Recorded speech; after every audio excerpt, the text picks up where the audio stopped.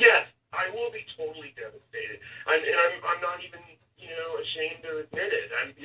It's just like, in your life sometimes when you caught the perfect wave, or you sort of like, you're on a toboggan sliding down a hill, and you're like, hey, enjoy it while it lasts. It never does. All things must pass. But this has been just the ride of a lifetime for me, and I say it all the time. Everybody knows it. It's like no secret that I'm like a kid in a candy store. I think that's why the books are. I think that's why people like the books. I think seriously. Yeah, people know when the author is enjoying himself or herself. Exactly. How many books have you written now? Can you name them off? Wow. Nobody's ever asked me. I think so. Well, I started in 1993, and my first book was The Black Mariah, which was followed by Sick, which was followed by The Killer's Game, which was followed by Head Case. Well, that was followed by... Really? Oh, God. I do. I love Head Case. Yeah, I do. Love it. Cool.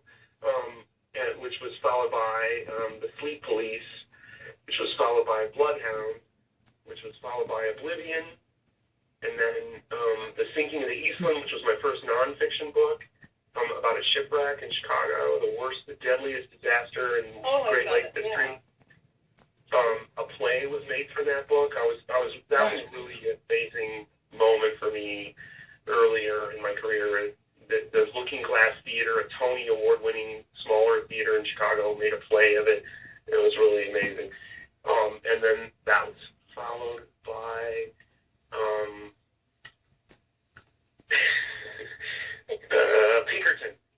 Pinkerton's War. That was a nonfiction book about Abraham Lincoln's bodyguard, Alan Pinkerton.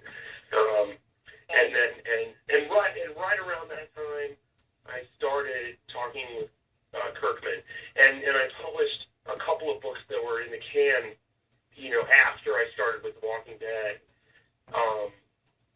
And so some of these other books were coming out, like Hit Me.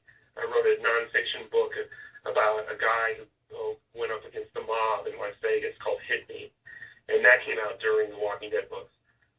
And I had written Lucid a couple of years ago. Lucid just came out last year.